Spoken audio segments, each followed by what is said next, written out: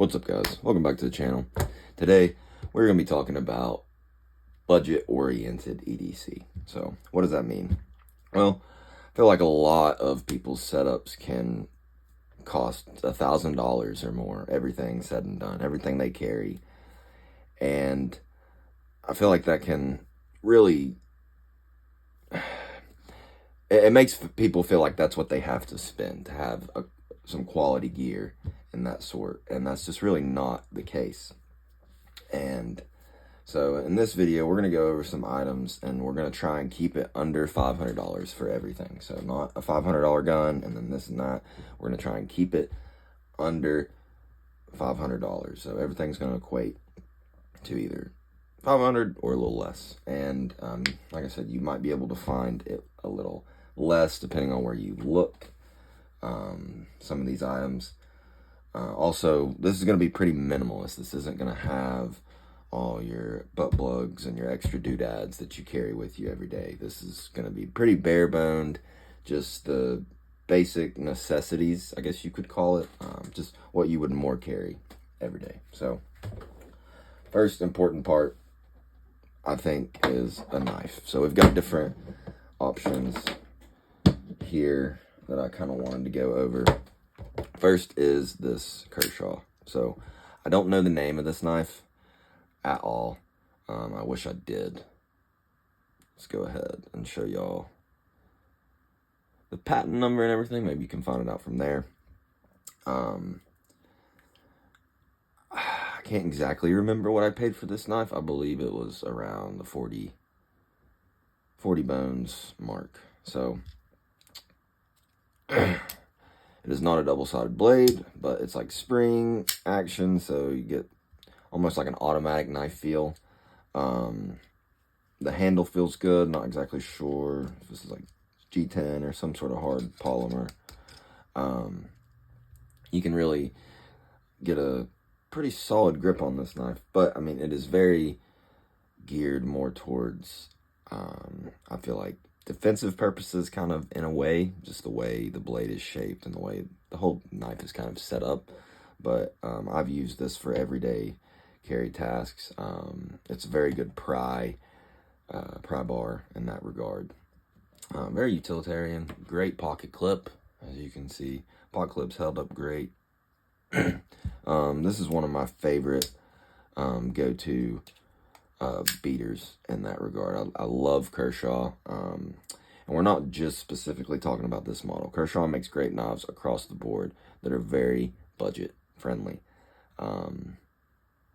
Kershaw's been around the block for a very, very long time. When I was a kid, I was probably carrying a Kershaw. If it was more of a stepping into that modern and wasn't like a buck or an old timer or case, it was probably a Kershaw. So I want to try the new Bel Air. That one's definitely stepping into more of that premium price tag for Kershaw. But I mean, you can find beautiful knives all day long for under 50 bucks. So if you want to step up even more, you can. So I love it. American-made company. Some of them are outsourced, I believe. So not all of their knives are necessarily made in America. But this is a great option. Next, we have Kubi. So don't exactly remember quite what I paid for this guy either, but it was around that $40-ish mark. D2 steel on this guy. Liner lock, pretty drop shut, very fidgety, smooth action. Not much to say. It's got like a trapezoid thumb hole compared to like what you're used to seeing with the circle, which is kind of interesting. I don't know. I don't think it works as good as the hole, but it's cool. Nice jimping right here where you can really choke up on this knife. You cannot choke up on the blade. There's not a big enough choil at all for your finger, but it's got like a sheep's foot, Warncliffe style blade. Very useful blade shape. D2, as you can see, I've got rust. This one I need to start taking better care of some of these knives. More the inexpensive ones, but you know, they're more beaters in that regard. But this is such a quality knife for the price. Like, no blade play on any of these guys right here. Well, this one does have a little bit of blade play, I'm not going to lie. Yeah, this one has a little bit of blade play, this Kershaw does. But I think that's due to the geometry and the way the knife is just built. Yeah, this one is Chinese, so yeah. Like I said, not all Kershaws are going to be made in America. I believe Kubi is also a Chinese company as well. Very capable knife. This one is probably was my most used beater, arguably, just because I loved really everything about it, from the ergonomics. This thing needs a deep clean, but like I said, I don't know the exact model name, so we're really just talking about the company. Kubi. There's also Civivi is another company out there. We do not have one out here for some reason, but Civivi is another great company. I've gotten a few of those, the Praxis, I believe, as gifts, and they've loved them. So, you don't need to spend $100 or more on a knife to get a good knife. For something that you're just going to be beating, a lot of people argue, you know, you don't need anything more. So these are around the $30, $40 mark. Now, this is going to be barely mentioning the buy once, cry once. If you want to step a little bit above, still below that $100 mark, but you want to maybe step a little bit above in quality. I haven't had this one specific knife long enough to tell you if it is so much better. Let's see if I can fix the camera a little bit. But the Spyderco Delica 4. So this knife will run you about 80, 90 brand new. I did not get this one brand new, and as you can see, it's, you know, we're trying to get it worn in. These lockbacks are pretty funky when you first getting them worn in. Whoever used this did not fidget with it before me. But the Delica 4, when you compare it to something like the Kubi, it's really going to be personal preference, because I don't want to talk any smack on the Kershaw or the Kubi and tell you have to buy this knife. Because honestly, I would argue that this blade shape is better in some cases than this one. And you know, there are some things I like more about these knives than I do this one. But this sort of steps into that buy once, cry once. Comes in VG10 steel, so a little more premium steel options than the D2 and the 14 CR, all that regard. So, and once you go Spyderco, it's hard to go back. It's really hard to go back. You'll probably start looking at more expensive models, because this one, like I said, will run you about 80.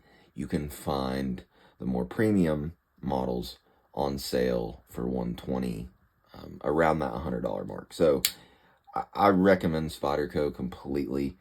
If you're a little bit more into knives, or you want maybe just a little bit more capable steel, and you want to just spend, you're like, okay, I'll on the rest of the stuff, I'll kind of go down a little bit in price just to have the most premium.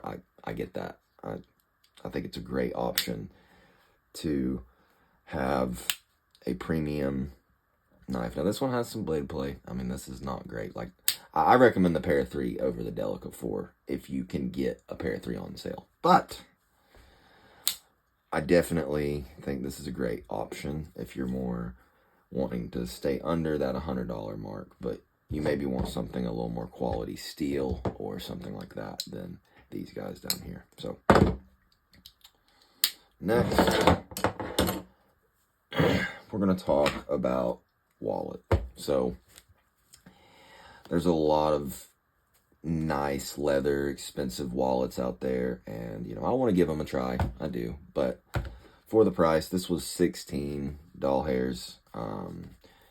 It's from a company called Chums. I think they more specialize in like pouches and sort of more beach water sort of style, like wallets and coin pouches and stuff like that. But it has a pretty nice cash strap that has pretty good tension. I don't carry much cash anyways, but then got a place for your ID, holds together in a magnet.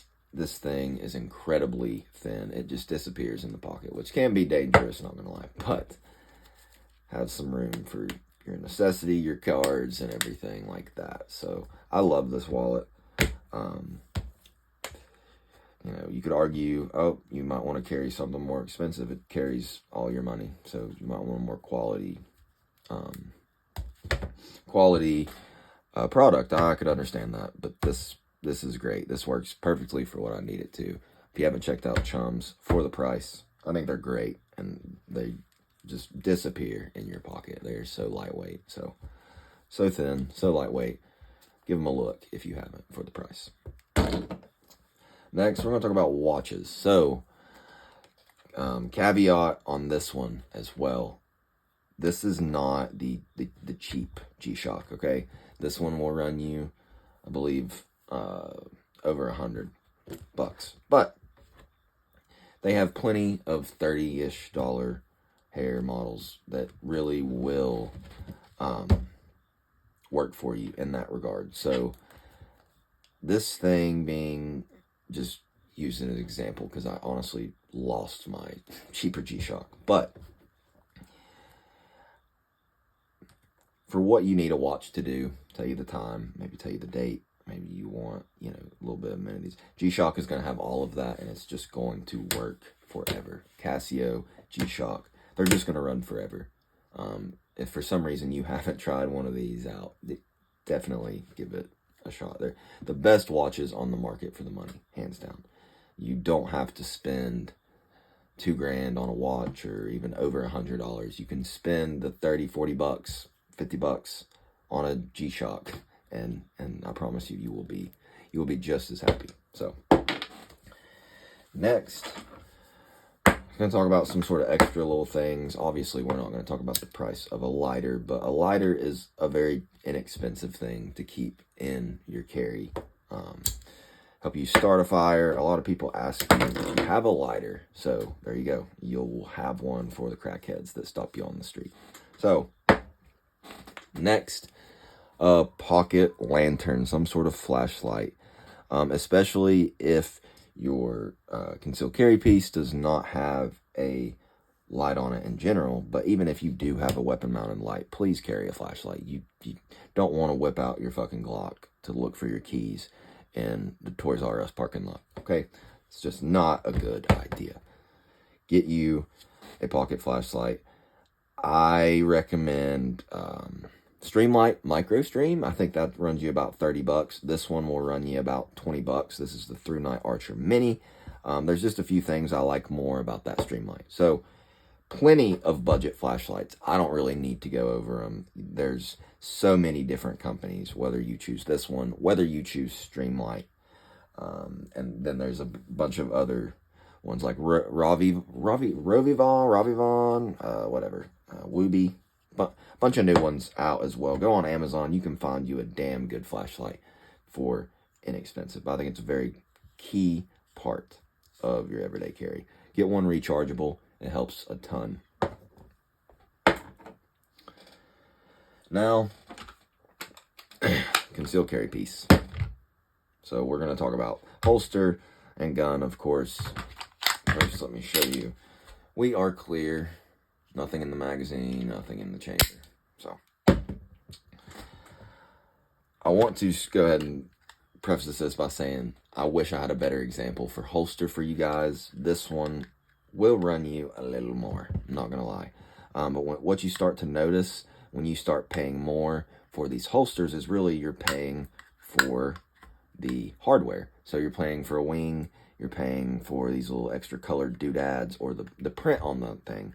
You're also paying for this monoblock. I found a company, Bray Deck Holsters. I'm not sponsored by them. I have no affiliation with them at all. But Bradec Holsters, BRADEC Holsters. I've bought like 2 or 3 of their holsters. I don't think I have any of them anymore, sadly, just because either I don't have the firearm that for some reason had the holster with, or I got a different holster. Those holsters are great. It is the same thing. They do not charge you more for a print. They don't have as many print options, but they've got different prints, different colors, and they come with a monoblock and the wing. So that's all. These molds are really the same, damn near. I mean, what differently could you do in a Kydex mold besides maybe people have molds that just don't fit the gun properly and can create hot spots in that regard. But most the Kydex companies have got the molds figured out. So really, you're paying extra for these clips, maybe even the name of the brand or the design. So Bradec holsters, they will give you all the amenities that you would want for a concealed carry holster, but I think it's going to run you about 35, 40 when it's all said and done. So $40 for one of those holsters is great, because that's what you would pay for one of those on Amazon. Don't do it. Don't do it. Bradec, or even maybe the $60-ish mark with like Vetter and We the People and certain stuff like that. Just do it. But Bradec, I'd recommend even over those. I'm serious. Give those a look if you're looking for an inexpensive holster with all the little amenities. This one's a Hellhound Arms one. This one's going to run you about 80 to 100. This is a company out of North Carolina, so I like to support them. But next, we're going to talk about the carry gun. So when it comes to budget carry options, I feel like you've got some options now. You have Shield Plus, you got some Taurus options out there. You've got some Canics out there. Hell, even CZs, the P10 series doesn't cost you an arm and a leg anymore. All of the guns I really just mentioned can be found under $500. This one, I picked it up for 300 beans, okay? This is not the optic ready version. It has the basic 3-dot sights, but for 300, I think this is one of the best guns you can buy. I've never had a malfunction out of this guy. We need to clean it. It's getting a little dirty. It's wearing in beautifully. We just put 100 through it yesterday, and no noticeable wear at all compared to before I shot those rounds. So I love the finish on Smith & Wessons. I think they have one of the most resilient finishes in the game. This trigger, oh yeah, the capacity, whether you do 10 rounds, 13 rounds, or the 15-round mags from the Equalizer, is a great option. Absolute fantastic option for the price. Now, I know Taurus makes some that are great. Like I said, the P10 series, which I want to give a shot, can be had around the $300 mark. You don't have to pay $500, $600, $800 to get a good concealed carry piece. There are great options on the market, and this one will go bang every single time. Do not get it twisted. This one will perform with the big dogs, even for the price. So these can be found all day long for $300 to $400. Definitely, even if you have to get them used, as long as it's in good condition. I got this one used. It looked like it had not been shot, touched, anything. So 300 bones, I think this is a great option. I don't want to put anything above this. I want to give CZ a chance. I'm not putting any of the Tauruses or anything like that above this. This is the best bang for your buck. If you can get a $300 Glock or whatever, it's obviously going to have a fuck ton of wear on it, probably, compared to this. I'm telling you, if you're going budget, this might be the best route. And if you don't like shooting micros, you think they're really snappy. The grip angle's fucking with me. I love everything about it besides the grip angle. I know that's weird, but give one of these a shot, man. The recoil is not bad. This thing is so accurate for such a small barrel and such a slim gun. So give it a chance. Like I said, conceal carry, everyday carry, your gear doesn't have to cost you an arm and a leg. It does not have to break your pockets, okay? You can do it very reasonably, very affordably. All this stuff right here. And like I said, some of these are just examples. You might have to, use a counter, the cheaper counterpart, but all of this can be had for $500 or less. And to me, that's a great deal. So if you like the video, please leave a like and subscribe, and I'll check you all in the next one. Take it easy.